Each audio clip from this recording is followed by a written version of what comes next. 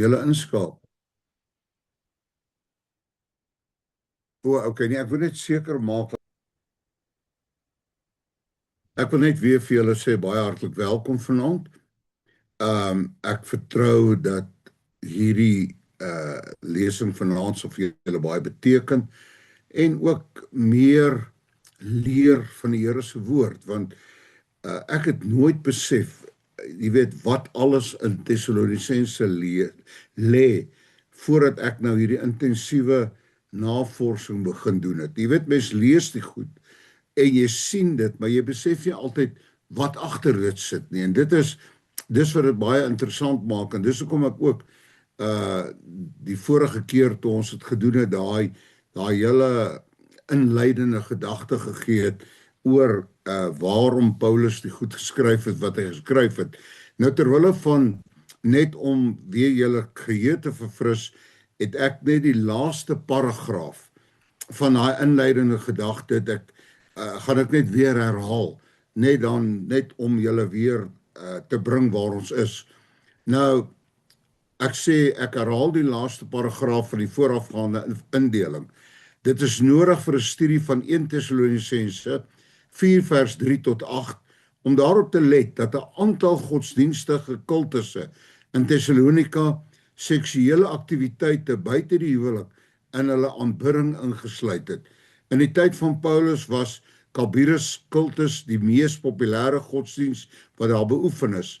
Alhoewel baie van die rituele waarmee hierdie kultusse geassosieer word 'n misterie is, dui die beskikbare bronne aan dat hulle 'n sterk seksuele karakter gehad het. Daar was nog ander kultusse soos die Dionysus, Isis en Aphrodite, waar seksuele simbole en seks selfs 'n groot rol gespeel het. In die lig van die voorafgaande kan ons verstaan waarom Paulus in 1 Tessalonisense 4 vers 3 tot 8 sy besorgdheid uitspreek dat hulle nie moet terugkeer na hulle vorige heidense praktyke nie. Nou kom ons kyk nou, en ek dink wat ek vanaand gaan doen, ons sal seker vers 3 en 4 en dalk vers 5 ook kan doen, want hierdie is regtig waar nogal, veral vers 4. Ek het ure aan hom spandeer, want hy's nogal 'n moeilike versie, omdat dit gaan nie soseer dat dit moeilik is om te verstaan wat daar staan nie, maar omdat hy meer as een vertaling moontlik is om daai vers te verstaan.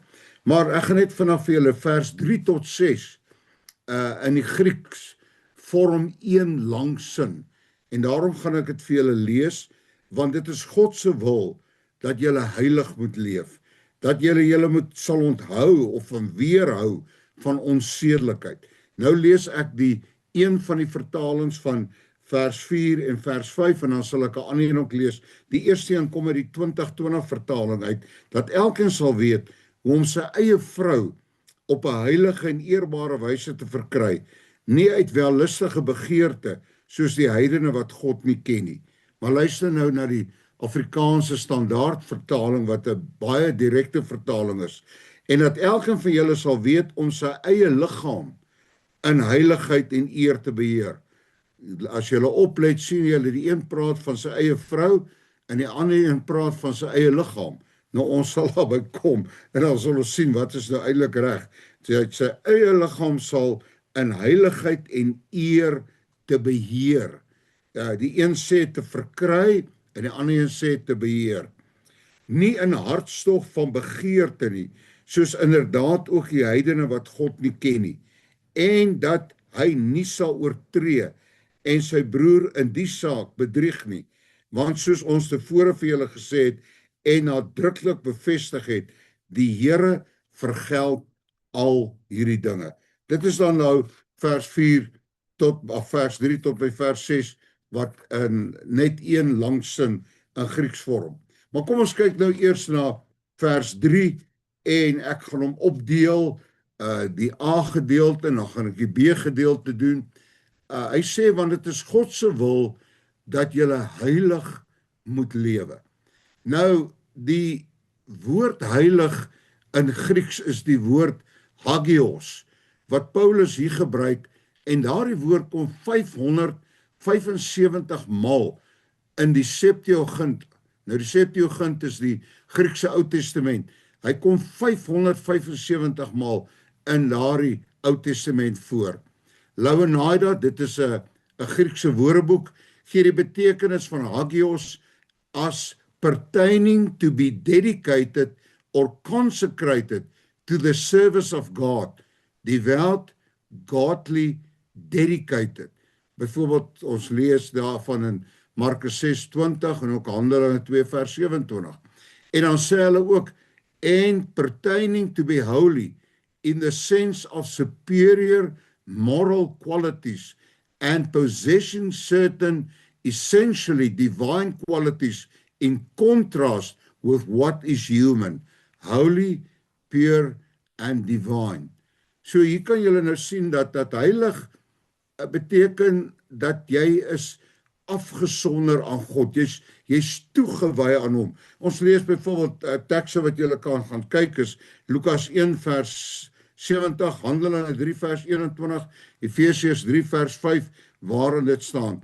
Nou die Bybel sê God is heilig. Ek meen Levitikus 11:24, 1 Petrus 1 vers 16. Christus noem homself die heilige, byvoorbeeld daar in Openbaring 3 vers 7. En die Gees van God staan dan bekend as ook die Heilige Gees. Engele word beskryf as the Holy Ones, daar in Sagaria 14 vers 5 en ook in 1 Tessalonisense 3 vers 13. En so ook Christene wat aan die Here toegewy is, word genoem believers, loyal followers of ook saints, of dan heiliges. Matteus 27:52, Handelinge 9:13, Romeine 1:7, 1 Korintiërs 1 vers 2, Efesiërs 2 vers 19, Hebreërs 6 vers 10 ensovoorts. Paulus beklemtoon 'n heilige leefstyl hier in hierdie brief meer as eenmaal. Ons kry die woord heiligheid byvoorbeeld hier in vers 3 en dan kom dit ook voor in vers 4 en vers 7. In vers 8 sien ons dat die Gees van God die Heilige Gees is. Hierdie oproep tot heiligheid word ook vooraf gegaan in Paulus se gebed vir die gemeente in Hoofstuk 3 vers 13, waar hy bid dat die Here die Tessaloniërs se harte kan versterk, sodat hulle onberispelik in heiligheid voor God ons Vader kan wees. Wanneer Jesus weer kom, ook dan sê hy met al sy heiliges. Die apostel se klem op heiligheid vind ook uitdrukking in sy seënwens in 5 vers 23, waar hy in plaas van die eenvoudige formule van en mag die God van vrede met almal van julle wees, soos wat ons kry in Romeine 15 vers 33 en vergelyk ook 2 Korintiërs 13 vers 11, Filippense 4 vers 9. Dan skryf hy die volgende in 1 Tessalonisense 5:23, en mag hy, die God van vrede, julle volkome heilig maak, en mag julle gees en siel en liggaam geheel en al onberispelik bewaar word by die wederkoms van ons Here Jesus Christus. Daar kan julle sien hoe heiligheid die rol wat dit daar speel in hierdie gedeelte. Dan gaan hy verder. 'n Mens wonder baie maal oor God se wil vir jou lewe. Ek dink almal, enige mens wat 'n Christen is, wil graag die Here se wil in sy lewe nakom. Maar hier word God se wil in geen onduidelike terme uitgedruk nie, dat ons heilig moet leef. Dit wil sê dat ons toegewy aan God sal leef. Nou goed, nou kom ons by 3 dinge wat hy sê, dis die voorwaardes vir 'n heilige leefstyl. En die eerste een kry ons in Hoofstuk 4 vers 3b, waar hy sê, weerhou julleself van onsedelikheid, of dan party vertalings vertaal dit as seksuele immoraliteit. Nou die Griekse woord porneia, wat hier met onsedelikheid of seksuele immoraliteit vertaal word, dui in Bybelse terme op enige seksuele sonde. Dit wil sê, enige seksuele aktiwiteite wat buite die huwelik plaasvind. So, ons sien dan, soos ons in die inleiding, was onsedelikheid 'n uitvloeisel van afgodediens en 'n normale praktyk in die Grieks-Romeinse leefwêreld waarin hierdie Christene hulle self bevind is. Ek wil net bysê, dis nie te sê dat alle heidene immoreel was nie. Verstaan, dit was deel van hulle godsdienstbeoefening, maar daar was van hulle, en daar was selfs van hulle filosowe wat ook gesê het dat jy moet getrou wees in jou huwelik ensovoorts. Maar dit was 'n algemene praktyk, amper soos vandag in ons wêreld. Ek meen, dis nie meer snaaks nie. As jy hoor wat mense alles aanvang, selfs ongetroudes, voor hulle getroud is, na hulle getroud is, al daai tipe van goed. En dis amper 'n aanvaarbare gebruik, hoewel baie mense nie so leef nie. En dit was presies hoe dit in daardie tyd was, maar die groot verskil in daardie tyd het dit deel gewees van hulle aanbidding. Dit was deel van hulle afgodsaanbidding, was hierdie seksuele aktiwiteite. Nou sê Paulus daarom dat hy sê julle sal weerhou van onsedelikheid. Ons moenie die norme van die omgewing waarin ons leef of hulle dan leef, dit moes nie hulle leefstyl bepaal nie. Die feit dat hulle self moes distansieer van seksuele immoraliteit is 'n vereiste om binne God se wil te lewe, en dit is ook op ons van toepassing. In Romeine 12 vers 2 kry ons die opdrag: moenie julle leefstyl aanpas by die gedragspatrone van hierdie wêreld nie. Die J.B. Phillips vertaling sê dit so mooi: don't let the world around you squeeze you in its mold. So dis baie belangrik dat ons dit sal besef. In ons wêreld vandag het seksuele immoraliteit amper 'n norm geword, en ons word deur die Here opdrag gegee om in hierdie omgewing nie ons lewe volgens hulle norme in te rig nie, maar om in toewyding aan 'n heilige God te leef in elke gebied van ons lewe, en dan ook op seksuele gebied. Goed, nou kom ons by die tweede een, en dit is waar die groot vraag gekom het oor hierdie vertaling. Beskoon tog. Nou kom ek lees dan weer wat ek nou ook gelees het, dat elkeen sal weet om sy eie vrou op 'n heilige en eerbare wyse te verkry, nie uit wellustige begeerte soos die heidene wat God nie ken nie. Dis die 2020 vertaling. Dan die Afrikaans standaard vertaling sê dat elkeen van julle sal weet om sy eie liggaam in heiligheid en eer te beheer, nie in hartstof van begeerte nie, soos inderdaad ook die heidene wat nie vir God ken nie. Nou as jy oplet na daai twee verse of daai twee verskillende vertalings, die een praat van sy eie vrou en haar gebruik hy te verkry. Met ander woorde, daai teks praat van as jy 'n vrou basies wil graag trou en jy wil 'n vrou hê of 'n man hê, dan sê hy dis waarom dit gaan. Maar die ander vers praat van jou eie liggaam, dat jy moet dit beheer. So hier kom ons nou by verskillende, of nie verskillende Griekse woorde nie, maar Griekse woorde wat verskillend geïnterpreteer word. Kom ons kyk daarna. Nou let op dat die twee vertalings verskil, en dan hier kom hy en hy praat van in die Afrikaans standaard vertaling, en ook die Nuwe Testament vertaal dit ook met sy eie liggaam.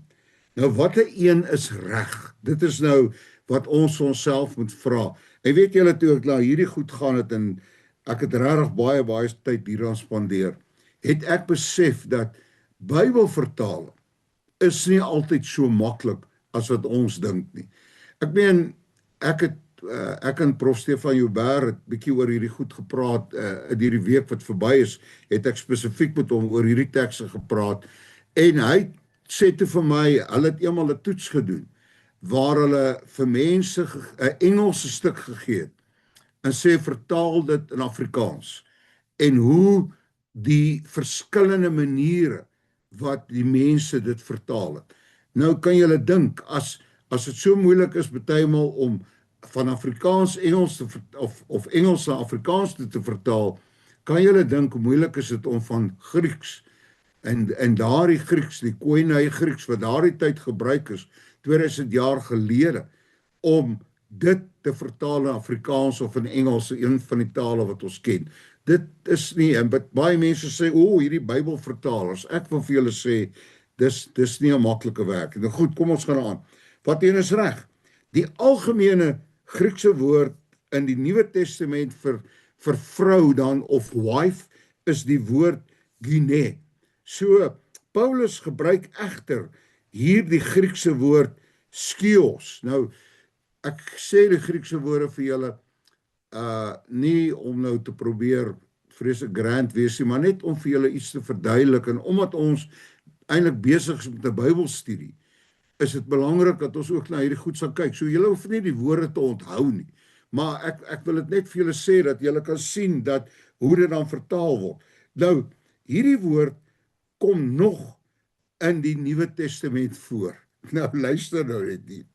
En dit word vertaal, hierdie woord skios, word vertaal met besittings, in Matteus 12 vers 29, dit word vertaal met 'n voorwerp of 'n houer, in Markus 11 vers 16, dit word dan ook vertaal, ook met 'n houer, in Lukas 8 vers 16, dan word dit vertaal met 'n voorwerp, soos 'n laken. Onthou julle toe Petrus die gesig gesien het van die laken wat uit die hemel neergedaal het, daar in Handelinge 10 vers 11 en tot vers 16, daar word die woord skios vertaal met 'n voorwerp.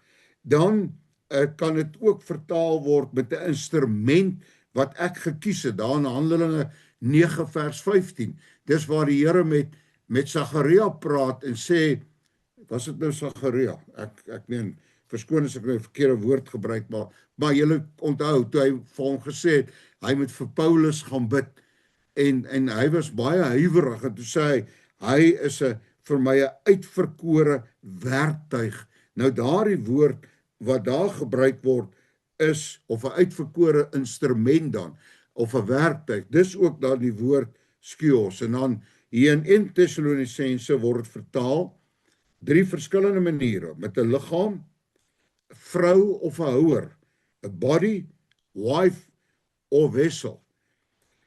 Nou ek wil net vir julle sê dat die konteks van 'n woord bepaal sy betekenis. Prof. Janie Lou het altyd gesê, 'n woord het nie betekenis in homself nie. Hy het net betekenis moontlikhede. Dit hang af van watter konteks hy gebruik word. Kom ek gee vir julle 'n Afrikaanse voorbeeld. As ek nou die woordjie leer gebruik, leer, waaraan dink jy? Jy kan dink aan 'n leer wat teen 'n muur staan. Jy kan dink aan 'n kind of 'n student wat besig is om te leer. Jy kan dink aan 'n leer in 'n vrou se kous. Jy kan dink aan 'n leerbeursie of leersitplekke. Verstaan julle, sien julle net daar een woordjie. Ek meen, jy kan nie net kom en ek vra nou vir julle vra, gee vir my die betekenis van leer. Jy moet die konteks kry. En is net so in die Bybel, die konteks bepaal sy betekenis. Maar nou lê die probleem met die konteks van 1 Tessalonisense 4 vers 14, dat hier is daar deur verskillende vertalings word hierdie woord skios, en dan ook die ander woord, ek sal julle nou sê wat hy is, word anders te vertaal. Net om vir julle vinnige voorbeeld te gee. Die 53 Afrikaans vertaling, 83 2020, die multivertaling Bybel, die Nuwe Lewende Vertaling, almal vertaal die woord met vrou. Dis in Afrikaans, sover ek dit kon kry, is dit net die Afrikaanse standaardvertaling en die Nuwe Testament waar dit met liggaam vertaal. Die boodskap vertaal het byvoorbeeld, en onthou dis meer 'n vrye vertaling met huweliksmaats. In die Engels is dit die Contemporary English Version en die Good News Bible en die New American Bible, die Revised Edition wat dit vertaal met wife. Maar dan kom jy by die Christian Standard Bible, die English Standard Version, die New English Translation, die New International Version, the New Living Translation, die New Revised Standard Version, vertaal dit almal met body. Dan van die oueres, die American Standard Version, die King James Version, die New American Standard Bible, die New King James Version, vertaal dit almal met wessel. Nou oké, nou wil ek julle vra, watter een is reg?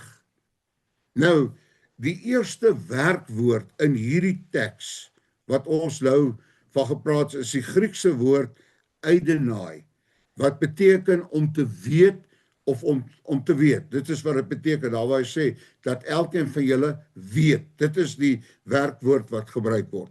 En dit word dan gevolg deur 'n tweede werkwoord, en die woord is die Griekse woord katasphai. En hierdie woord beteken dat to get under control kan hy mee vertaal word, luister nou mooi, of to be winning the mastery over, of dan in Afrikaans om te beheer, maar dit kan ook vertaal word met to get of verkry. Nou kan julle verstaan.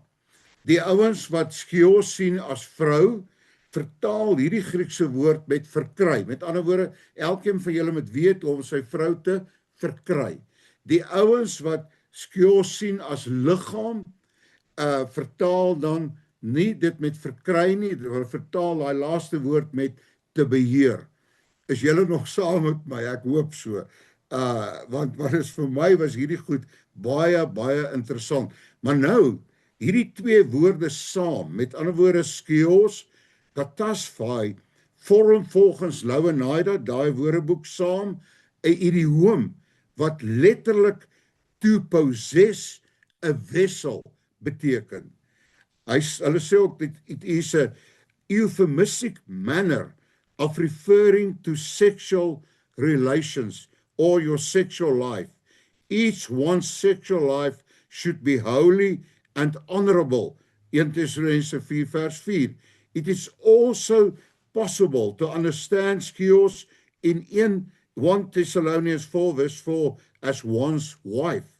Skios in that verse may also be understood as one's body, and therefore the phrase wat hy gebruik, to, eato, dit is die van homself, skios, liggaam, body, katasphai, te beheer, may be rendered as to control his own body, om die liggaam te beheer. Little and Scott, dis nog 'n Griekse woordeboek, sê dat toskios metafories gesien kan word as the body, as the vessel of the soul. So, daar het julle dit nou, wat al hierdie verskillende woordeboeke oor hierdie teks sê. Nou kan julle verstaan hoe dit my so lank gevat het, en ek gaan julle nou sê hoe ek hierdie teks sien. Nou, na aanleiding van 'n persoonlike gesprek, soos ek julle gesê het, wat ek met Prof. Stefan Joubert gehad het, wat my oë baie goeie Griekse kenner is, het ons tot die slotsom gekom dat al hierdie moontlikhede is eintlik reg. Jy kan dit vertaal met wessel, jy kan dit vertaal met body, of jy kan dit vertaal met wife.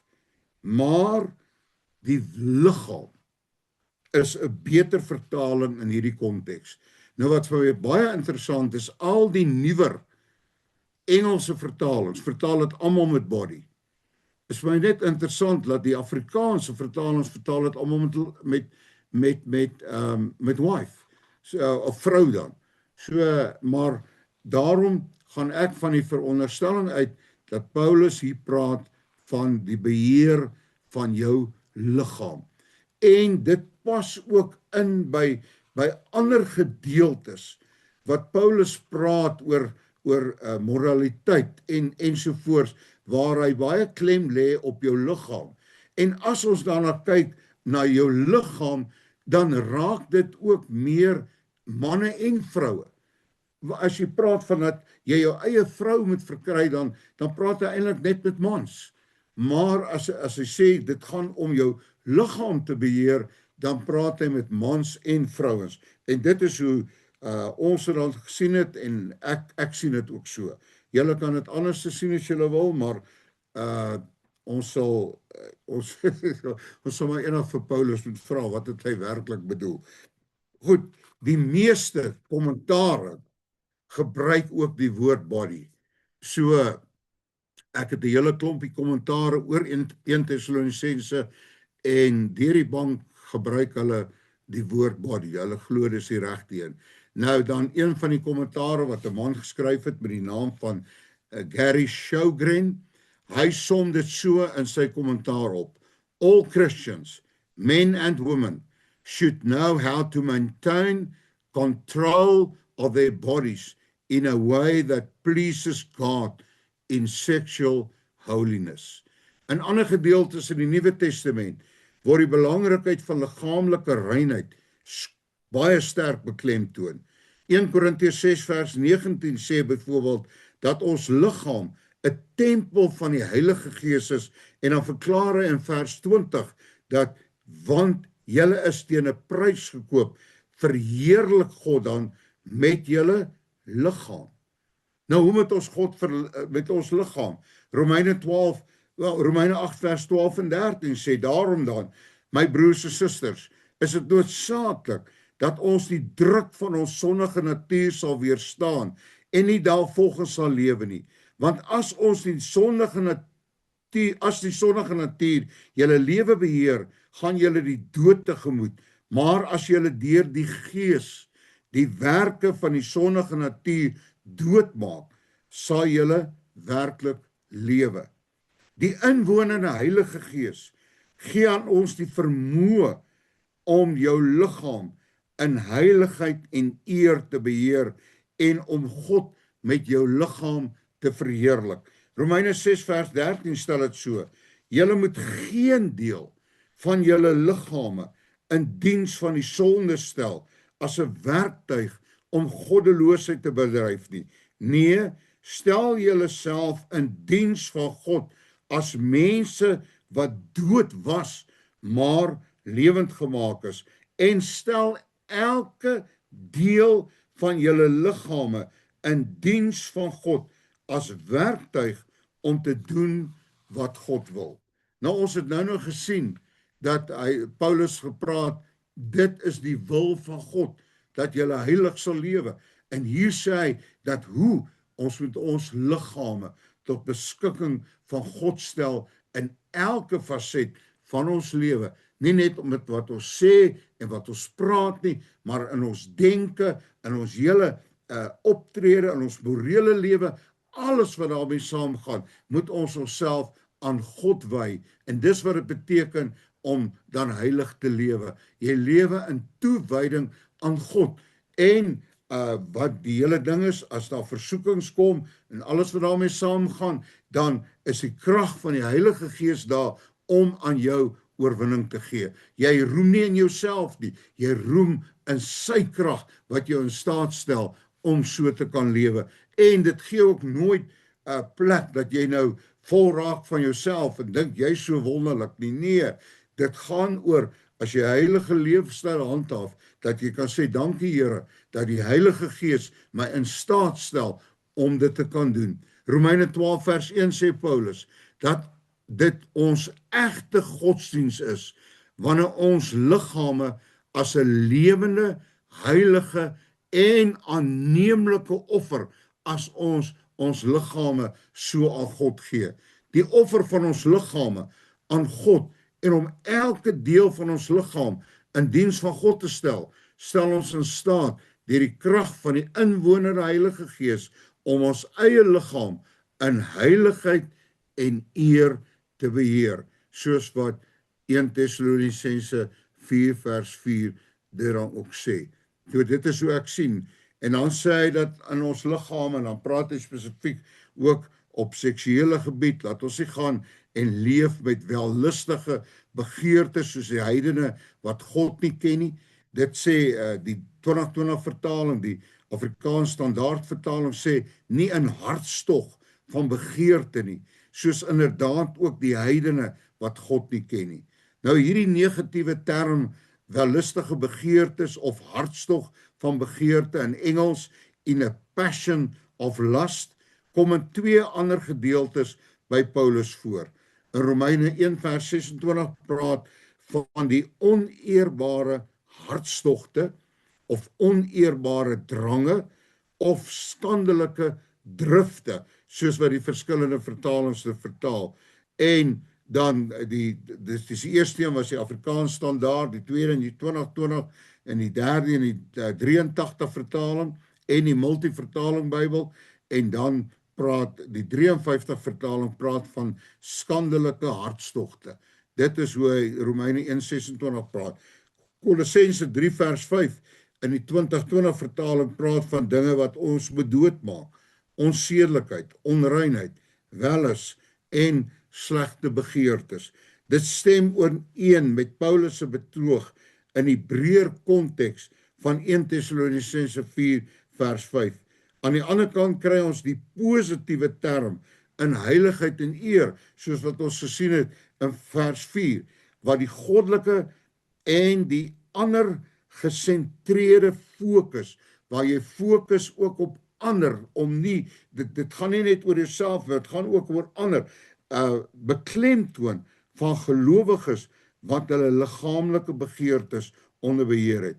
Die negatiewe frase, nie uit wellustige begeertes nie, verwys na die ongehinderde optrede van diegene wat op selfsugtige wyse hulle eie begeertes bevredig, sonder om die gevolge vir hulle self en ook ander in ag te neem.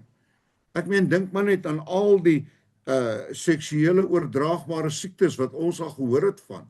Ek meen, die laaste een wat seker maar die ergste was vigs, wat soveel mense se lewe geëis het, en Paulus sê dit so mooi in 1 Korintiërs 6 vers 18, sê hy, vir my onsedelikheid, elke sonde wat 'n mens doen, is buite sy liggaam, maar een wat onsedelikheid bedryf, sondig teen sy eie liggaam.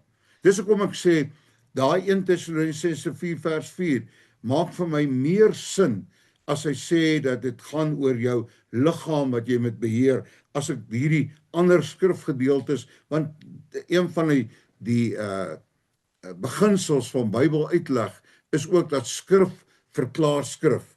En as jy kyk na die ander dinge, veral hierdie 1 Korintiërs 6, waar hy praat van jou liggaam, jy sondig teen jou eie liggaam, dan is dit vir my baie duidelik dat Paulus vir die Tessalonisense sê, hulle moet ook leer om hulle liggame in 'n morele basis te beheer.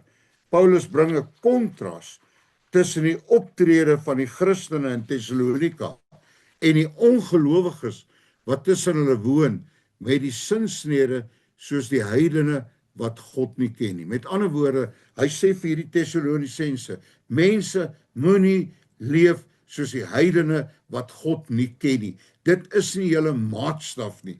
Julle maatstaf is die Here se woord, julle maatstaf is die Heilige Gees binne in julle, dit is julle maatstaf. Hierdie heilige God waaraan julle toegewy is, dit is julle maatstaf, hoe julle dan ook moet lewe. Daarmee gee Paulus dan die teologiese rede vir hulle wellustige begeertes en gepaardgaande optrede. Hulle ken God nie. Dit is, met ander woorde, wat Paulus eintlik hier sê, dis eintlik normaal vir heidene. Hulle leef so, dit is deel van hulle lewe, maar dit is nie 'n normale leefstyl vir 'n gelowige kind van die Here nie. Dit is wat hy hier sê, as die Here in jou lewe kom, dan kom daar 'n verandering. Dit is basies vir hulle immorele, seksuele gewoontes en optrede. Vergelyk dan ook Romeine 1 vers 24 tot 28. Hierdie gelowiges in Tessalonika is egter nou deel van God se verbondsvolk in Christus, en daarom behoort daar verskil te wees in hulle optrede teenoor diegene wat God nie ken nie. Paulus beskou heiligheid dan as 'n onderskeidende teken tussen hulle wat God ken en hulle wat God nie ken nie. En dit was van die begin af met die Here so met die volk Israel. Hy het vir hulle gesê, dit is hoe julle moet lewe. Julle moet nie leef soos die nasies wat hier om julle leef nie. Julle is 'n heilige volk. Julle is aan my toegewy en daarom verwag ek van julle 'n ander tipe leefstyl. En nou in Christus is ons deel van God se verbondsvolk en verwag die Here vir ons ook om op 'n anderste manier te lewe. Maar dank die Here, weer sê ek, ons hoef dit nie in ons eie krag te doen nie. Ons het die inwonende Heilige Gees wat binne in ons bly en wat ons die vermoë gee, wat ons die krag gee om te kan leef soos wat God wil hê ons moet leef. Amen. Kom ons bid net saam. Here, baie dankie dat ons vanaand oor hierdie belangrike paar verse kom praat. Ek wil bid, Here, help ons dat ons werklik in toewyding aan U sal lewe. Dat ons elke deel van ons liggaam ook vir U sal gee om te leef soos wat U wil hê ons moet lewe. Baie dankie. Ons loof U, ons dankie en ons eer U in Jesus se naam. Amen.